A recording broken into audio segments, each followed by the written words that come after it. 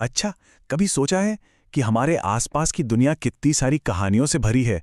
मतलब एक जानवर के बालों में, एक पक्षी के घोंसले में, यहाँ तक कि हवा की आवाज में भी राज छिपे होते हैं।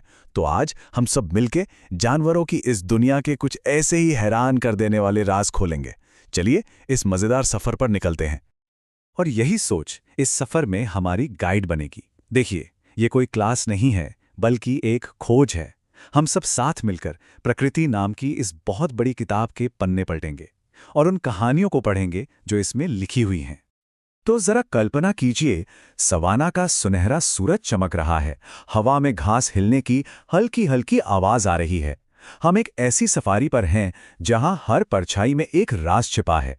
चलिए उन सच्चाइयों को खोजते हैं जो हमारी आंखों के ठीक सामने होती हैं, पर अक्सर हम उन्हें देख नहीं पाते। तो हमारी पहली पहेली ये रही, क्या सिर्फ किसी जानवर को देखकर यह बताया जा सकता है कि वो अंडे देता है या बच्चे? इसका जवाब शायद आपको हैरान कर दे, और इसका सुराग एक ऐसी जगह छिपा है जहां शायद ही किसी का ध्यान जाता हो। इसका राज उनके कानों में छिपा है। जी हां, कानों में। तो नियम बड़ा सीधा सा है। जिन जानवरों के कान बाहर से साफ दिखते हैं और शरीर पर बाल होते हैं, सोचिए हाथी या गाय, वो बच्चे देते हैं। और जिनके कान बाहर से नहीं दिखते, जैसे कि सांप, वो अंडे देते हैं। है ना कमाल की बात? मतलब प्रकृति के इतने बड़े रहस्य को समझने का कितना आसान सा तरीका है ये। लेकिन कुछ जानवर तो अपनी कला में माहिर होते हैं, ऐसे जीव जिनके पास कमाल की काबिलियत होती है। और हमारा पहला किरदार, वो तो ऊर्जा बचाने की कला का उस्ताद है। वो अपनी जिंदगी बड़े ही शांत अंदाज में गुजारता है। ये वाकई में अविश्वसनीय है। स्लॉथ ने सुस्ती को एक अलग ही लेवल पे पहुंचा दिया है। असल में पत्तों से जो कम ऊर्जा मिलती है ना, उसी की वजह से उसके शरीर ने कम से कम हिलना डुलना सीख लिया है। उसका ये आलस असल में उसके जिंदा रहने की सबसे बड़ी ट्रिक है। अब एकदम खामोशी। हम रात के सबसे खतरनाक शिकारी के इलाके में हैं, बाघ। और इसकी पहली सुपर पावर है इसकी नजर। स्क्रीन पर दिख रहा ये नंबर अंधेरे में इसकी ताकत को दिखाता है। एक बाघ रात में हम इंसानों से 6 गुना बेहतर देख सकता है।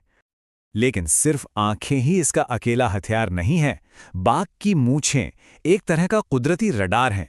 ये इतनी ज्यादा सेंसिटिव होती हैं कि हवा में हुई जरा सी भी हलचल को पकड़ लेती हैं और घने अंधेरे में भी उसके चारों ओर की दुनिया का एक सटीक नक्शा बना देती हैं।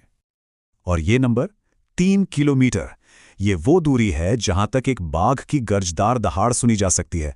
हर किसी के लिए एक चेतावनी। और अगर आवाज काफी ना हो तो वे अपनी गंध का इस्तेमाल करके एक साफ संदेश छोड़ते हैं कि इस इलाके का सिर्फ एक ही राजा है। चलिए अब जमीन से नजर उठाकर आसमान की ओर देखते हैं, क्योंकि जानवरों में कुछ शानदार आर्किटेक्ट भी हैं और उनके बनाए हुए मास्टरपीस हैं उनके घोंसले। आइए हवा में बसे इन घरों के राज जानते हैं। जरा इनके बनाने का तरीका तो देखिए। हर पक्षी अपने आप में एक माहिर इंजीनियर है। शक्करखोरा एक नाजुक सा लटकता हुआ घर बुनता है। कलछिड़ी पत्थरों के बीच एक आरामदायक कोना तैयार करती है। और कौवा, वो तो सबसे ऊंची डाली पर तार और लकड़ी जैसी मजबूत चीजों से अपना किला बनाता है। 3 पक्षी और बनाने की 3 अलग अलग कलाएं। अच्छा, आपने पक्षियों को अपनी गर्दन झटके से हिलाते हुए तो जरूर देखा होगा। ये कोई आदत नहीं है। असल में उनकी आंखों की पुतलियां हमारी तरह घूम नहीं सकती, वो फिक्स होती हैं। इसीलिए अपने चारों ओर देखने के लिए उन्हें अपनी पूरी गर्दन घुमानी पड़ती है। अगली बार जब ऐसा देखें तो समझ जाइएगा कि वो बस अपनी दुनिया को स्कैन कर रहे हैं।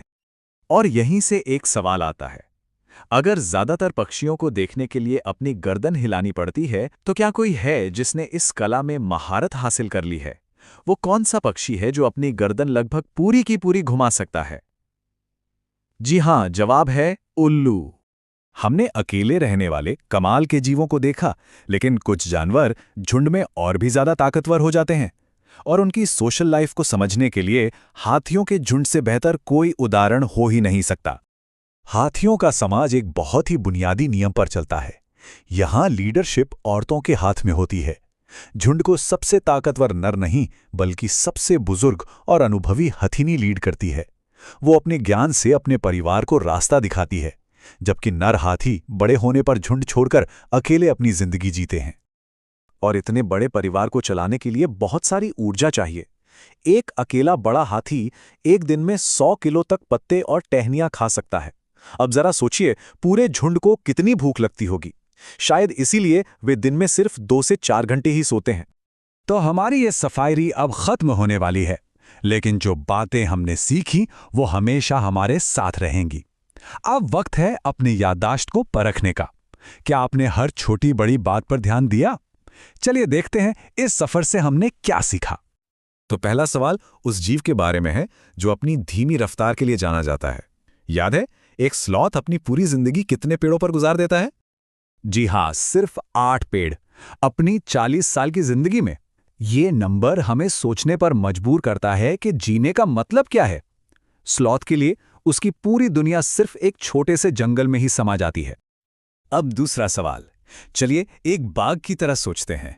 जंगल के घने अंधेरे में जो दुनिया उसे रात में दिखाई देती है, क्या वो हमारी दुनिया की तरह रंगों से भरी है या फिर कुछ और ही है?